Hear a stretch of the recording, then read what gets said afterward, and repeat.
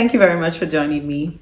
Now, today we're going to talk about the Schengen visa. I'm going to be taking questions about Schengen visas, and then I'm going to be providing answers just to help you. Now, there's a reason why I tell you all the time to drop your comments. Now, when you drop your comments, particularly when it has to do with a specific topic, I am able to go in there and pick up the questions that I think would appeal to a lot of people and then address them one by one. So this is one of it, and you want to stay with me while we go through the questions about Schengen visas. Now, this person says, can you apply for 3 months tourism visa and still stay beyond that period? Now, your visa, when issued, would have a validity period and also your duration of stay. Now, when you have a 3 months visa that has been granted to you, your visa would indicate how many days you are allowed to stay on each trip. For example, you get a 3 months visa. It can either be a single entry visa or a multiple entry visa. If it's a multiple entry visa or single entry visa, it would generally indicate how long you're permitted to stay. So what you should be focusing on would be duration of stay, meaning for each visit to the Schengen area, you're not allowed to stay beyond that period. If you stay beyond that period, you'll be violating the terms of your visa, and that would affect your ability to reapply to that country or any other member state. So I hope that helps. So this person says, can I book more than one hotel for the 21 days in every place I'll be passing a night in the Schengen area? The answer is yes. You can have a hotel booking for every day that you're going to be spending there. Of course, you don't. It needs to be a confirmed booking, not necessarily fully paid, but you need to show your hotel booking for the time that you would be spending in the Schengen area. Yes. This person says, please, how many days do you suggest to buy insurance if I'm spending a total of 7 days in the Schengen area? Now, that would depend on your insurer. They would have a minimum period, that they sell in terms of, when it has to do with the coverage. What you just need to focus on is just to be sure that it covers your entire stay in the Schengen area. So if your insurer offers a 10-day insurance coverage or a 1 month, you just go for what is available, but just ensure that it covers the total number of days that you plan to spend in the Schengen area. So I hope that helps you. This person says, do I need a cover letter in addition to the introductory letter from work and the invitation letter from my host?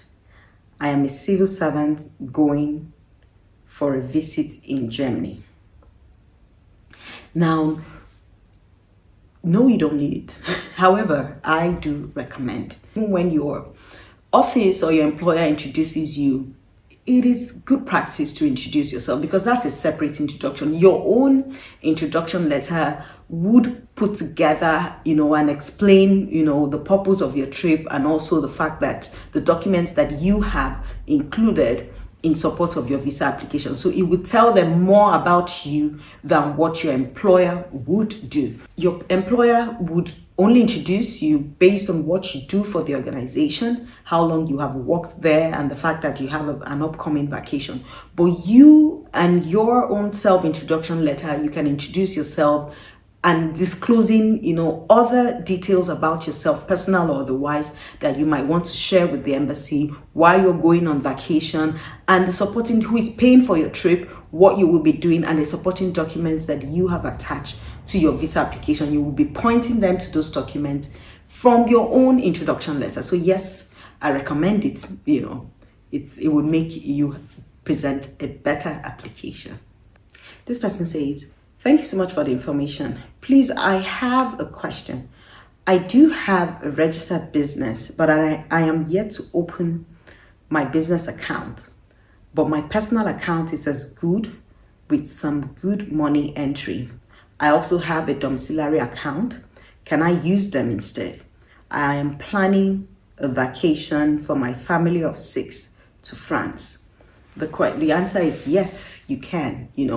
if you can show that your personal account has sufficient income that comes in, and you have been saving for your trip, yes, you can use that. And you don't have to attach one bank statement. You can attach more than one. You can attach a Naira bank account and also attach your domiciliary bank account. So yes, you can use your personal account. It says, where would I apply for the visa? Is it online, or they have an office, I mean for the France embassy?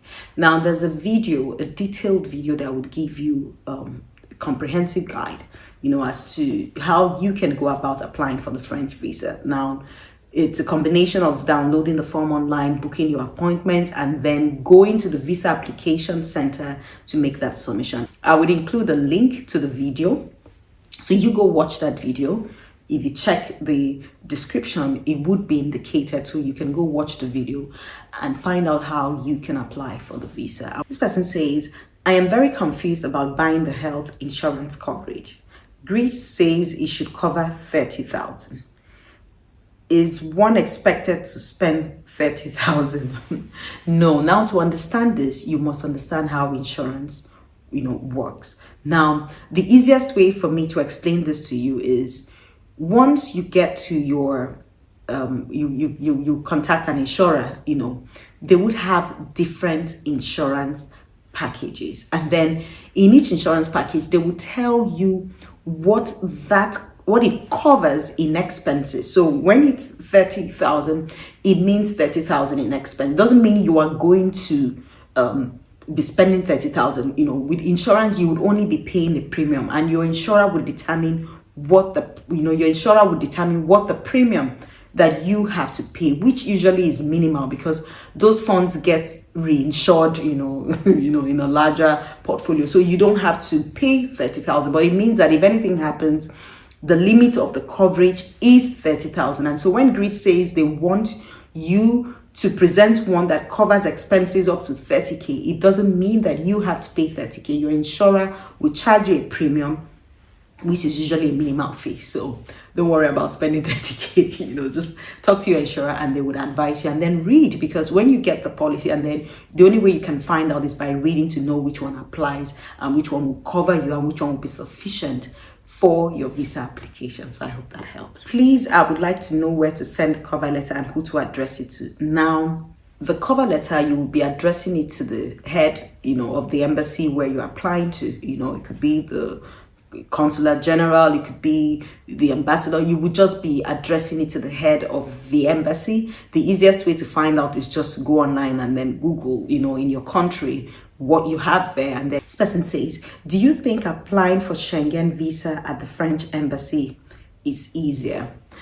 Well, not necessarily, but compared to other countries, and when I mean other countries, I'm going to be comparing them to maybe Germany and maybe Portugal and countries that I know they're strict, I would say yes. There are other ones. I know Spain is also, can also be kind. The French embassy, they're okay, but at the same time, there are people who have had unfavorable experiences with them.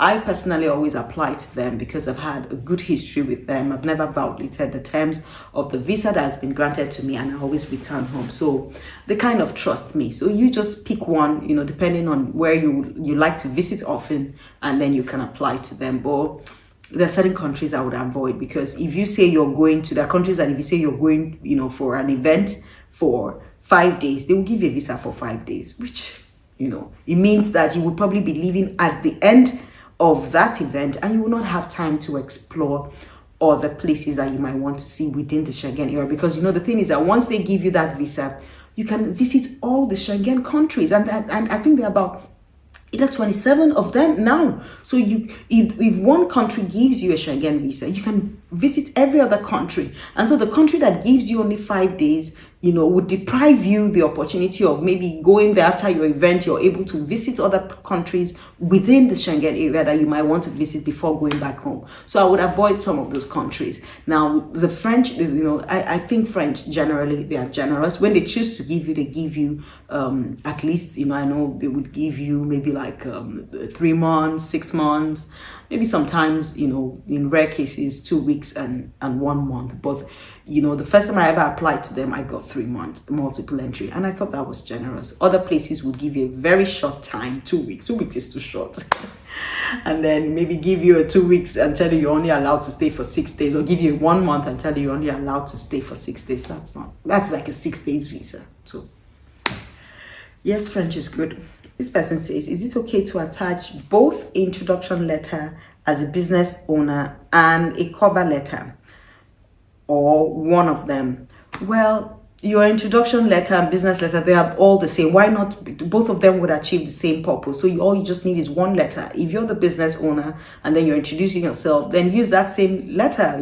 That is your cover letter. So they're not different letters. Don't put in too many letters. If you're the business owner, you're introducing yourself, put your letter in there. That would serve as your own self introduction letter. I hope that helps. This person says, I have a virgin passport. So please, to build a good travel history, which of the countries do you prefer or think is appropriate? Now, I would say focus on countries that issue stamped visas. It would be, yes, even countries that issue e-visas. You can start by maybe going to, let's say, South Africa. If Turkey, gives you a visa, you can go. Kenya. Yeah, you can actually, do Kenya, you can do Tanzania. And then you can also focus, on visa-free destinations, maybe in North Africa, and then maybe in the Middle East. There are places you can also visit, in the Middle East. So you can start by building your travel record, travel history in these countries, that have friendlier visa policies, and then work your way up to the countries that have very strict visa policies. So you can also focus on destinations in, let's say, Northeast or Central Africa, the countries there that you can visit that have easy visa policies. And then you can also consider the Middle East as well, the countries that would let you there. Qatar, if you're able to get into Qatar, that's good. You can get a visa there. The UAE, well, it can help as well. So you can consider those countries. The Maldives is visa-free, the places that you can go. Can I present to the embassy 2 bank statements, 1 Naira account and a dollar account? The answer is yes, you can do that. I'll be traveling to France as my first destination, but would also travel to different EU states. How should I fill out the part where they ask the date of exit to Schengen area? Should I put exit day from France or exit day from the last Schengen area where I will be visiting? Now, the answer is clear. It is the day you will be leaving the Schengen area. And so you should be including the dates that you plan to, leave the last destination within the Schengen area. So that's the date that you put in there. Can I apply for a visa to visit France? And with single entry, can I visit other Schengen countries in between that trip? The answer is yes. The Schengen visa, once one country gives you, you are allowed to visit other countries that are member states. So yes, the answer to your question is yes. This person says, how can I get unpaid flight reservation for visa or dummy tickets? Do I have to pay for it? And how do I know that it's legit? Now, the easiest way I can tell you is to contact a ticketing agent. They are able to generate a PNR, for a flight, that you need to use for your visa application. Now, you don't have to worry about paying for those flights. Some of these countries, when they request for this reservation, they just want to see how you intend to route your trip. I don't think it is right for anyone to tell you to pay, for your flight when you do not know if you will be granted a visa or not. So don't feel the pressure to pay for it.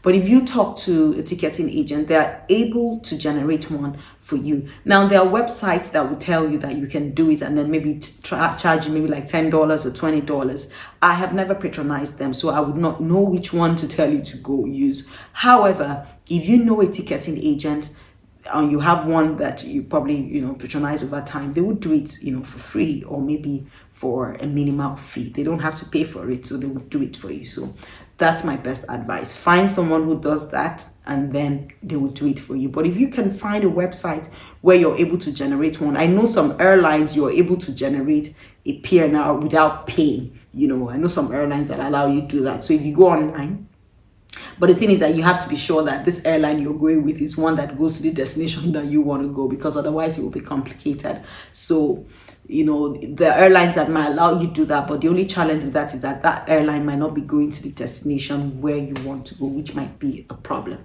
So that's why I said your best bet is still contacting a ticketing agent, or maybe you go online and find, websites that offer that service and maybe you can pay for it. Now, in terms of finding out if it's legit, I cannot guarantee that. The one I know that you can use is the one that you have a ticketing agent generate for you, and that would be my recommendation. I hope that helps. This person says, if I get a French visa, a French tourist visa, can I visit Germany in that same day of my arrival? The answer is yes. Simple answer is yes. If I got my visa and I couldn't travel, please, will the visa still be valid?